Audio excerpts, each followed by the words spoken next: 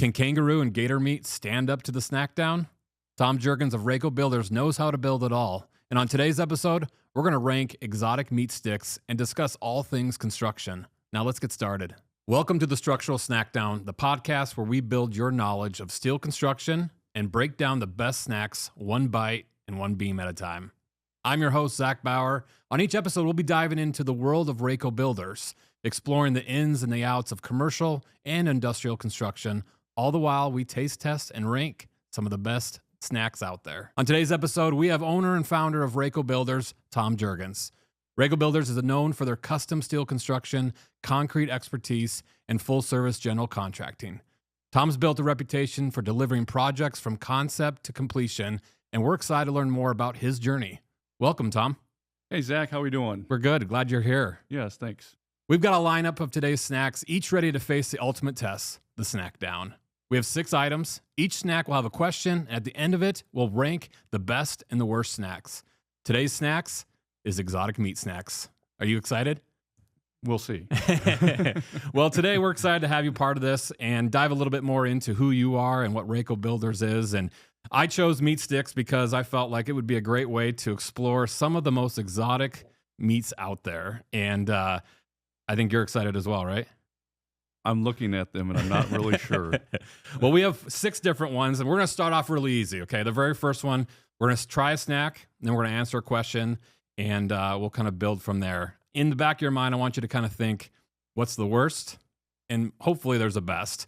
But this first one we're going to start off is buffalo, which isn't too strange. And so if you want to grab your first stick there, this is bison stick here. You know, we'll jump into there. Cheers. Cheers. You can take as big or as small as you want.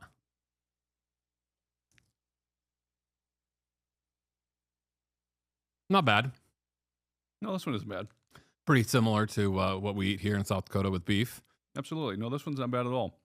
Definitely a little spicy, though. There's a little it does kick have a there. kick. Let's start with the first question here. You can take a drink if you need to. Can you share a little bit about the origin story of Raeco Builders and kind of what inspired you to start this company?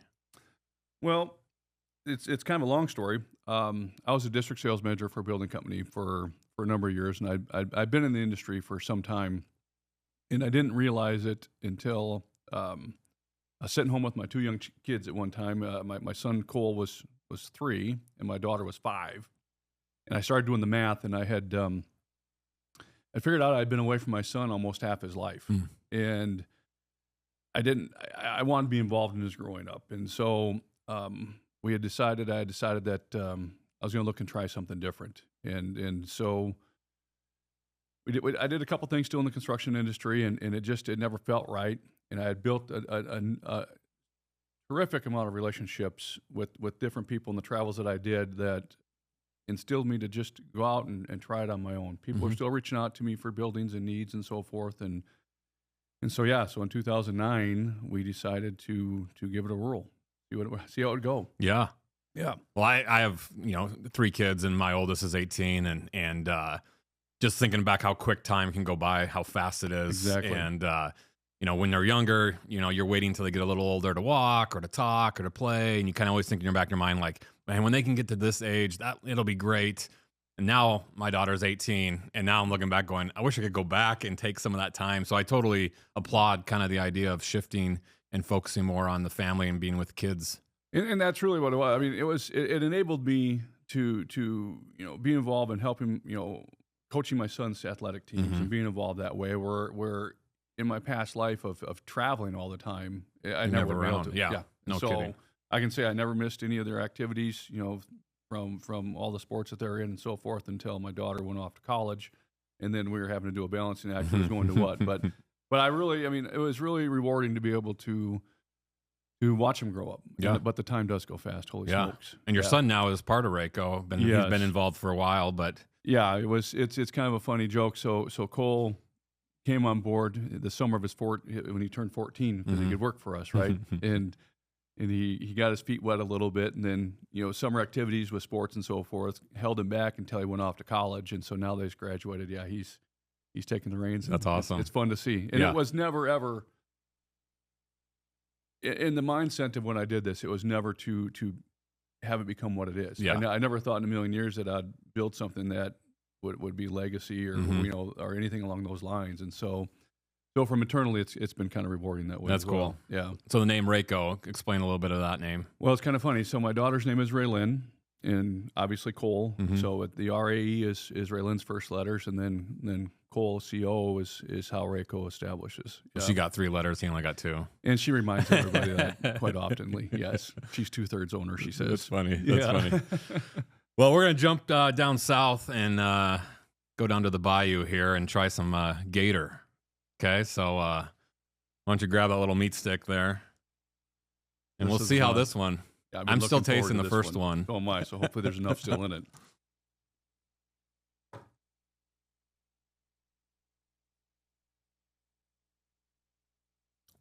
It turns. It's a little different on the back end there. Yeah. Initially, I was going to say I thought it was a little better than the bison, and then it got a little weird on the back end there. Yeah, that one's definitely not better. I'll let you get a drink before we continue question 2 here.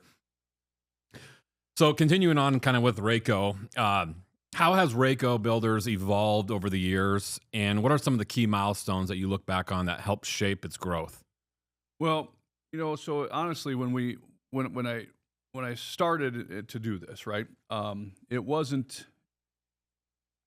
We have a thing in the industry called suitcase contractors, where everybody just subs everything out, and that was kind of my intentions when I started it. I wasn't. We weren't gonna. I mean, I wasn't really keen on employees. We were going to sell some buildings. I was going to be able to support my family and be at home and so forth. And as it evolved, I mean, we started in 2009. In 2009, for some people, I mean, we were in serious recession. Yeah. And so it worked out well. I mean, we started doing a lot of agricultural work. And then as the agricultural thing, kind of started evolving, they wanted us to be more involved in the project with basically, for lack of better words, general contracting and lining up all the subs and start to finish.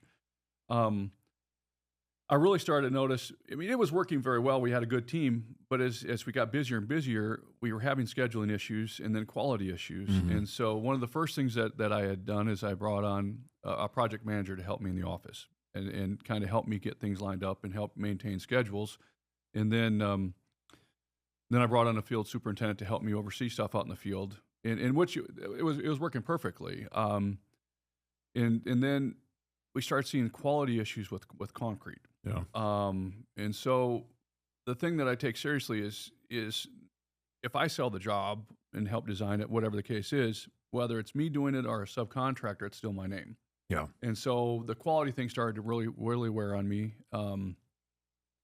So I thought for a while there that I hit my head real hard and I decided to start concrete. And my mindset was we can build you the most beautiful building in the world. If that floor is messed up or if it's not right or whatever, that's what people are going to remember you by. Yeah. And so when I did it, we spent a lot of money on technology and whatever else, and going out and getting the right manpower, the right team to make sure that they understood my expectations. Yeah. And my expectations were to deliver a perfect project to our customers. And so we did that.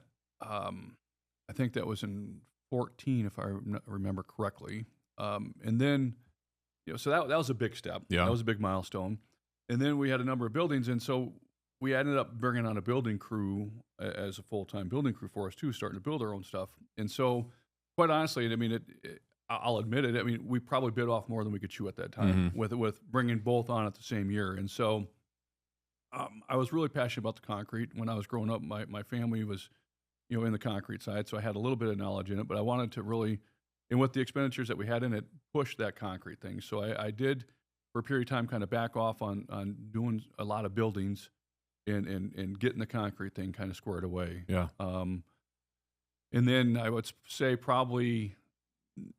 it took probably about 5 years to really get things kind of where it, finally felt like we turned the corner of where we wanted to be and what we want to do. I mean, we did a lot of cool projects in the time and still iron out wrinkles. I mean, we're always going to have, as we evolve, wrinkles that need to be ironed out, but it really felt like it was kind of self-sufficient. And so then we went back into the buildings. The buildings is truly my passion. Yeah. I mean, I love doing the buildings. And so then we brought back and brought on our own building crews once again. And so I've seen it really turn the corner since we did that with kind of being full circle. Mm-hmm. It wasn't because I'm very intelligent. It just it so happened that we control a lot of the schedule on the Yeah. projects, and so that's been a big accomplishment for us. Yeah. Yeah. And so that, having that control of the steel and the concrete part of it, that gives you kind of, like you said, an advantage. What advantage is that, would you say? So the biggest thing that I see out of it is we're able to streamline the project. Mhm. We're not waiting for a concrete crew to show up to get our footings or our walls in, and then for the building to show up. So we know exactly when the concrete crew is going to be there. Yep. We know when the building's shipping, and so we can schedule that hand in hand to where we get the concrete in, the building shows up, we start going vertical, and then depending on Mother Nature, we either pour the floor right away or wait till the building's completed to pour the floor. And so it just expedites the schedule. Which again wasn't my design criteria at all, but it's been a big advantage to get people in and out of these buildings quicker. I mean, one of the biggest things that I recognize, and I pass this on to the people we work with. Building a building today is extremely expensive, and it's probably one of the biggest undertakings anybody's going to take when they do an expansion or build new or whatever the case is. Their time starts once they sign the contract. That's when their costs begin. The sooner we can get them into that building, the more they're going to be able to recognize and start getting the reward for their expenditures. Yeah, because I mean they're going to be waiting either to expand, or business is going to needs to wait until it can actually start making money and producing. So yeah, and that's a lot what we're getting into with the manufacturing side, especially whether it's storage space or manufacturing. If it's manufacturing, they usually have equipment that's ordered that's going to land and needs a place to go right away. So it's really important for me, and that's the one thing that we do work with as partners, that kind of understand our expectations that we want to deliver to our customers. Yeah. So would you say that, scheduling is a big part of kind of organizing when you have steel and concrete? Is that a difficult challenge, kind of making sure everything's, scheduled rightly and coordinated correctly? It is a challenge, but I think the one thing that gives us an advantage is the fact that we have such great trade partner relationships with our metal building suppliers, that we have good data knowing what day that building's coming.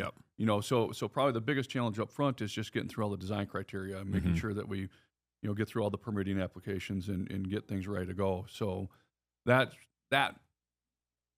a necessary evil. But it's probably one of the most frustrating, because it's you're at the mercy of waiting. It's out of your control. You exactly. Don't really, And so once we get that, then we're able to really start to turn. Yep. That's awesome. Yeah. Well, we're gonna jump down to the Outback, and we're gonna jump into some kangaroo.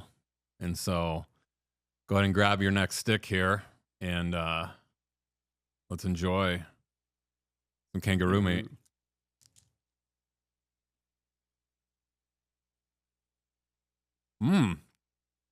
That is a very sweet. I'm not sure what I'm calling that one. I will say right now, that is by far the worst so far. This is better than the last one. Oh man, that's interesting. I need some water off for that one. Well, as we're hanging out in the Outback here, what would you say that sets Raeco Builders apart from other commercial and industrial construction companies? There's a few things. One I think is the fact that we self-perform the concrete, and then we have our own building crews. A lot of the industry has gone to subbing out a lot of that work. Where I kind of think I'm still kind of old-fashioned in those regards. I think that's a big advantage. The second advantage that I feel probably is the most important of all is integrity. And what we do, we try to look at all aspects of a project. Look at ways to best utilize the building, the facility, the land that they have, and maximize all that. I mean, that's probably what I enjoy the most is seeing people's dreams come to reality. And I mean, and working with people that can see things, more clear maybe than what I can. I mean, we have a great team. I mean, we've been able to do a lot of things in house with design drawings, and become self-sufficient. Which is again something that wasn't in my imagination when I started this, but the team that we have, I think, sets us apart from a lot of people as well. Yeah. Yep. Yeah, I know. I find one thing that's really impressive here at Raeco is the ability to meet a customer, hear their needs. Because most customers, especially if they're building a brand new project or you put an addition onto a manufacturing, this isn't their world. They kind of just go for the cues, or they need help in understanding what would be the best. And depending on who you talk to, that might not be the best for them. And so what I'm impressed here at Raeco is our ability to come alongside, hear what their struggles are, what their needs are, even their budgets, and shape and design something that is going to be best suited for them, not necessarily maybe the best for us with a project. It may be a smaller building, or it may be a different layout that is going to be beneficial for the customer. And I really find that impressive, and have been in a couple of those meetings and seen kind of the approach of not trying to force them into what we want them to be in, but what's best for them. Well, that's what I found myself. I call myself a lot of times an educator because of what you just talked about. Is, I mean, people are experts in doing what they do, right? And so a lot of people in today's world in our industry are just worried about selling a project. Yeah.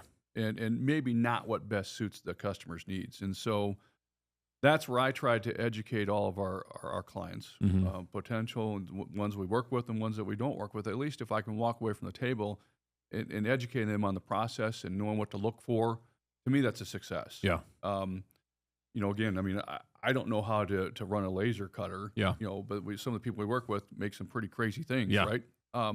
But I do know how to, what's the right way to do a building? What we need to look for, whether it becomes with expansion, snow loads, getting creative. And that's the part that is kind of the most rewarding for me. And I think for our team, is to see some of the stuff that we've done, come from a napkin, so to speak, into reality. Oh, yeah. I know there's multiple projects that you come in and completely have to solve almost an unsolvable problem. Like, how do I maximize this area with this building? And having that ability as a team, design your expertise, and come in there and create something that for most people would be impossible, and kind of make something work and help the company really succeed. Yeah, and that where if people don't want to, if they're just worried about getting a sale and doing a job, right? They're not going to look at the big picture. Yeah, they're gonna if they get a phone call from somebody that's going to ask, what can I do here? They're going to take the simplest route. Yeah, and one that maybe is the least expensive at the time being, but down the road, they're going to pay for it more. Either that, or their options are going to be limited. Yeah, and so those are the things I like to look for when we meet a potential client. Is one, get their needs, what the layout's going to be, what they're going to do in that building, and then let's look down the road. What are we going to do for expansion? If should you want to expand? I mean, these things again. I mean, the cost of these since I've been involved in this industry is just maybe it's going to say how old I am, but I mean it has gotten crazy. So, I mean, I want to make sure we spend everybody's money the way I would spend my own and be wise about it. Yeah, that to me is probably one of the most rewarding things as far as what we deliver to a customer. Yeah. Well, that's awesome. That's great. Well, we're halfway. We got 3 more. We're going to get a little less exotic, but we're going to start here with snack number 4, ostrich. So you can go first.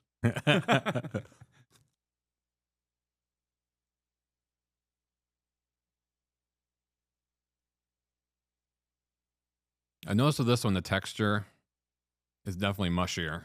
Mm-hmm. Yep. That's interesting too. Mm-hmm. Well, speaking about challenges and challenging meat that we just ate, what are some of the most unique or even challenging projects that Raeco has undertaken over the years? There's been quite a few of them actually. One of the ones that stands out probably the most to me was a project we did about 4 or 5 years ago up in Huron. We were contacted by the company.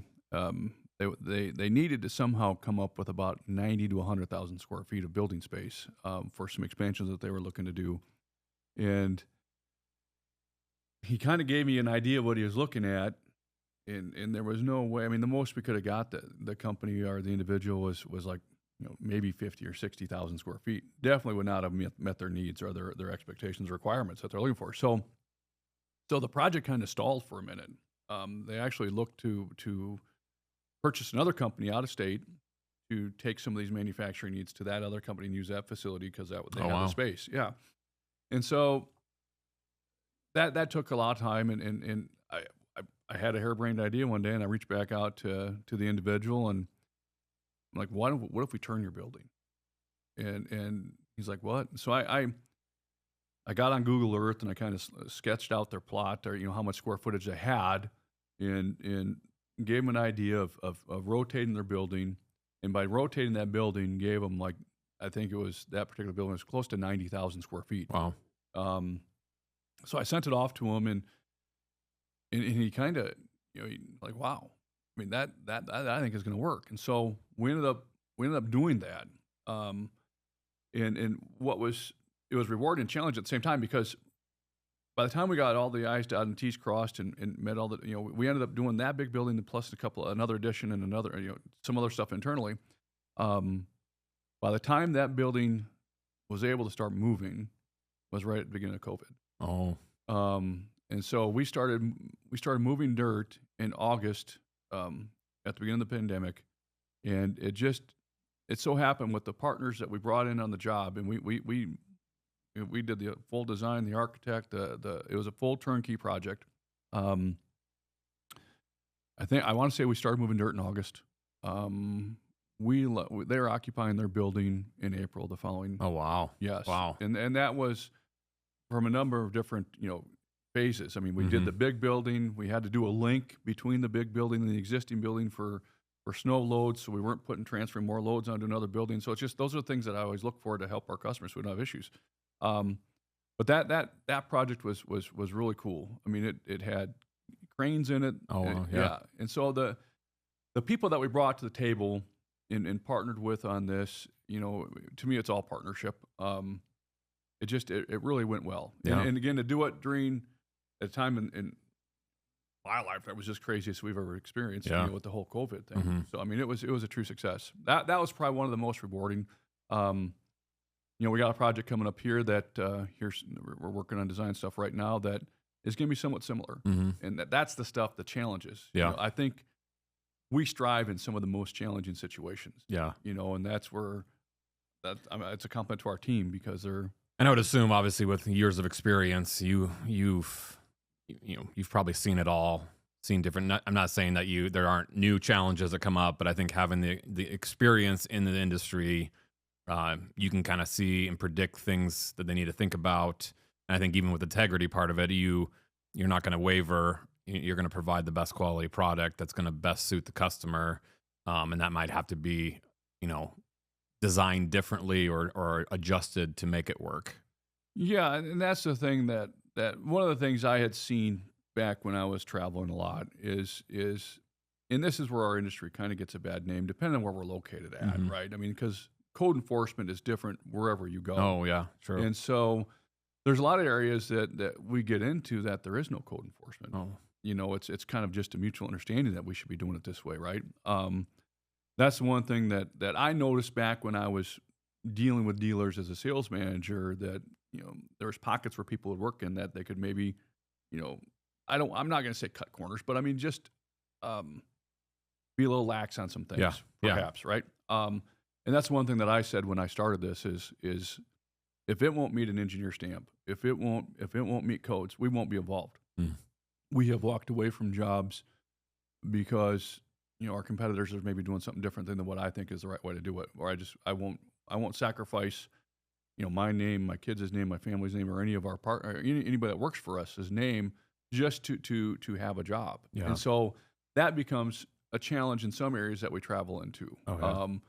Because I mean, if it requires an architect, we're going to get an architect. If it requires, the whatever the case is, that's going to be there to make this building work, that's what we're going to do. Yeah. Yeah. So that's been one of the things that we've kind of have stuck by and won't waver from. Yeah. Yep. Yeah, that's great. Well, we're on to snack 5 here. 2 left. And this is wild boar. I think, we probably can expect it to be decent. Right? At least.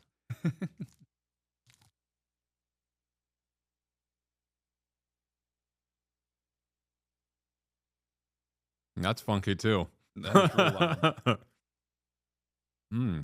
Wasn't expecting that. Interesting.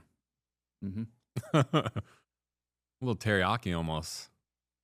I wasn't going to call it that. My extreme palate here can pull out all the intricacies of it. With that. Question 5 here, as you wash the flavor out of your mouth. What are the key factors that you consider, or even a customer should consider, when taking on a new construction project?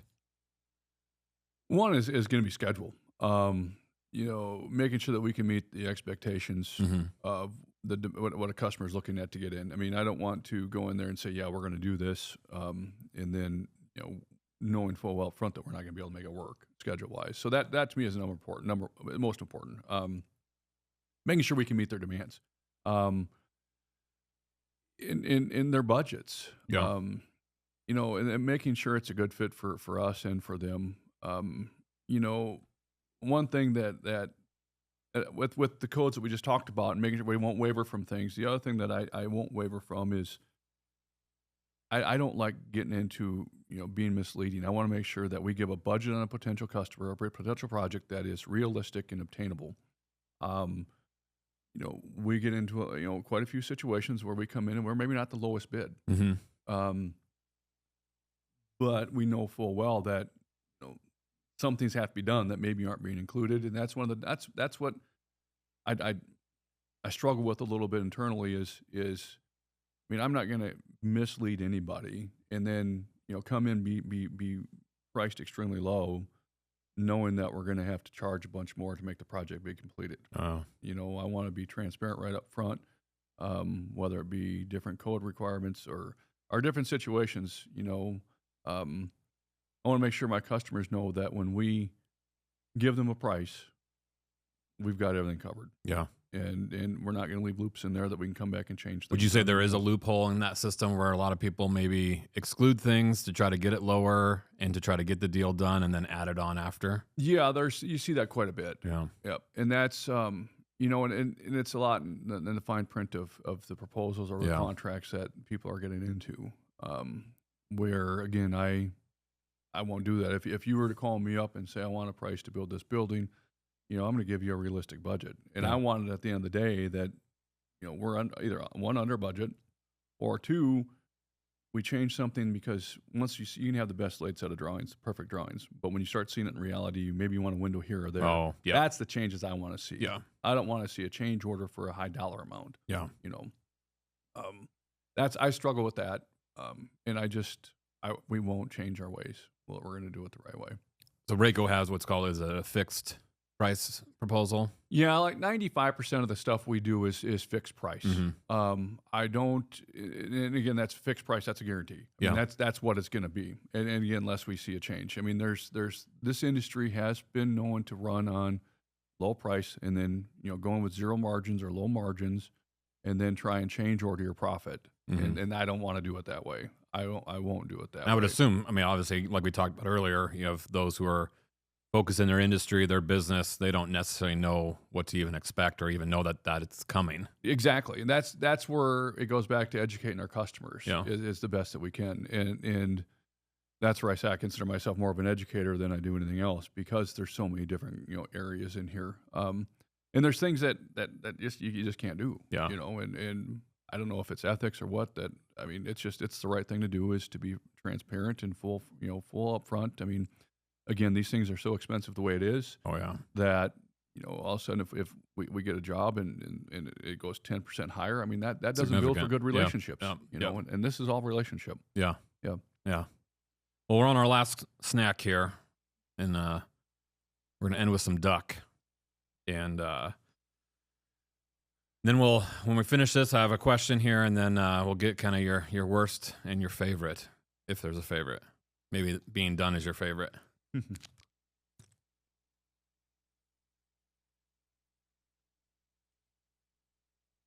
That's pretty sweet. Mm-hmm. Not terrible. It's not the worst. No, it's not the worst. That's for sure. I could probably take a second bite and be okay with that. I'll stay with the Well, this last question here is, can you kind of walk us through a typical process of working with Raeco, kind of from the initial concept? We talk a lot about here that we can take a napkin drawing to fulfilling someone's dream building. What's that process look like from initial concept, an idea, to a completion? It's kind of like what you just said. I mean, it's if we get contact or however the opportunity comes to fruition, biggest thing is asking the right questions. What's your expectations of the building? What do you wanting to do? Getting as much information about their project as we possibly can right up front. And with that, we know if it's a fit for us or not. And then once we get that, we'll try and put some design drawings together, some elevations, what it might look like. Determine how big the building needs to be, and give something to show the customer, potential customer, what we've come up with, and it's conceptual. And then should they want to see something a little bit different, we'll make those tweaks and changes and come to a situation to where we agree that we're close enough. Let's go out for pricing. Okay. And then depending on the level of involvement that they want us to be in, I mean, a lot of times we'll do just concrete in the building. Sometimes we'll just sell the building. Sometimes we'll just build labor for the building, whatever the case is. Or what we've gotten into a lot is the design, build, and the turnkey projects. We'll then go out to bids, and whether an architect's required, we'll work with an architect, make sure we've got all the life safety stuff included and all the other engineers. And when we go to bid, we're not going to find the guy that's just going to be the low price, whether it's the electrician, the plumber, the HVAC guy, whatever. We're going to go to the people that are going to meet the expectations of the project. So if getting in this building's 10 months, 11 months, whatever that number is, that lower bid guy might not be able to meet that. Yeah. So those are some of the bid requirements that we ask for when we're getting subcontractor bids. Is can you do this? Can you deliver on this in this time frame and what we need? Yeah. Exactly, because it just. If they're not going to be able to deliver, we're not going to be able to meet our customers' expectations. Yeah. And so that too goes back to where I say, I mean, it might not be low bid, and it's not just because we're so expensive. It's meeting that demand. And then we get the numbers back in. Again, depending on the complexity of the job, what the scope is, and we'll sit down and meet with the customer and go over it, and hopefully come to terms and if we get a contract signed and move forward with the project, that's when the real fun begins. That's when we start taking these drawings and getting them, brought more into life and making it real, and giving some people some actually working documents that we can, build the building with. Yeah. Yeah. And that's the real neat thing, is a lot of these drawings are actually done now in-house. Yeah. So I'm not waiting for somebody else to draw these. That was one of the neatest things as we've grown that we've added is that. So, I mean, we can change things quicker. We can be more responsive to our customers. Yep. So, yeah. Yeah. And I think that's the part that I think is fun in this process, is that relationship. You hear their need, you get to meet them, and then you're going back and forth. And obviously a lot of times these buildings are something that they need to grow, or it's a dream or something that they've been waiting for, and to see things come to life and see plans put together and layouts and adjusting this is a cool relational connection piece that Raeco gets to play in their story and their journey, whatever that is, a business or personal, whatever is exciting, and being able to deliver that all up front is a cool thing. And it is, and that is fun. And I mean, that's probably one of the most rewarding things I get is we have the phrase "bringing dreams to reality," right? Is taking this conceptual idea and seeing it become life. Yeah. I mean, that's probably one of the most rewarding things that I will say we have with what we do. Yeah. I think there's something about seeing it on paper, and then when you start seeing it actually be put up, it's a cool process. And it's not even in my building. Like, I'm not owning these buildings, but it's cool to see structures go up and the roof and all the different pieces. It reminds me of a kid, playing Legos and building something that is in your imagination, and you start to see it take shape, and it's like an accomplishment that's really cool. It is. And the thing of it is too is, I've been doing this for a long time. I've never done the same building twice. Oh, wow. That is impressive. Yeah. There's not one building that's identical. Wow. And so every new opportunity we get, there's something different about it. Yeah. And so that too is I guess keeps you coming back. Yeah. You know. Yeah. Well, just like these snacks, none of these are the same. And it's that time where you need to get your ranking of, let's start with your the worst one in your opinion.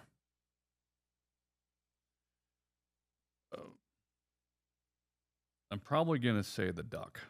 Oh, really? Okay. Yeah. Okay. Yeah. What would be your next worst?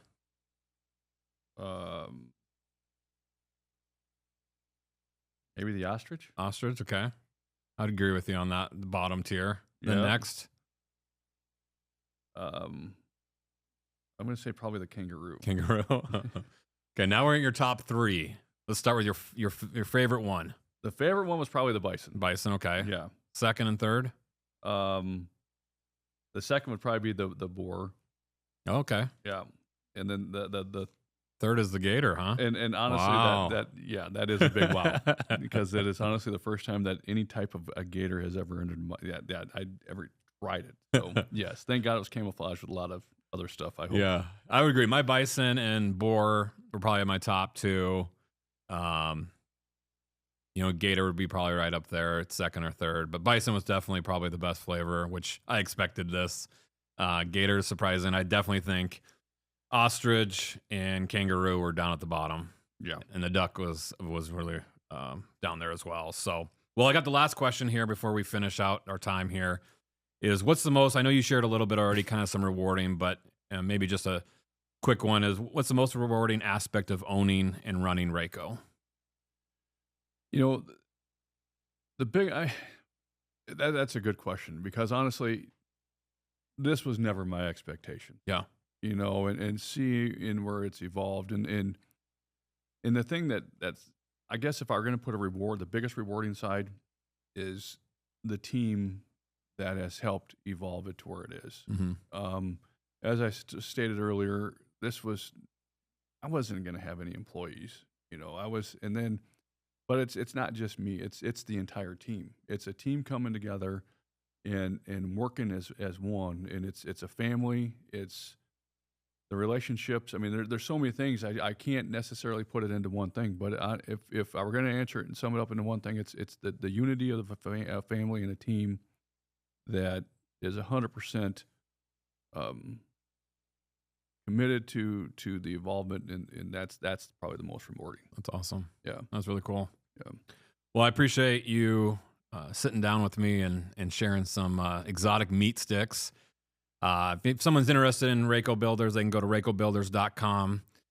They can find us on all social media. I do marketing, so I'll just answer for you. Yes. And you can check us out on all the social medias, our website.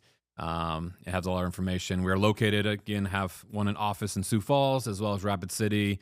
I know we didn't get to it, but I know one of the unique things that Raeco does is we'll travel anywhere and build anything. We will. So if you're interested, please reach out to us. Check us out on our social medias. And thank you for your time. Thanks for having me.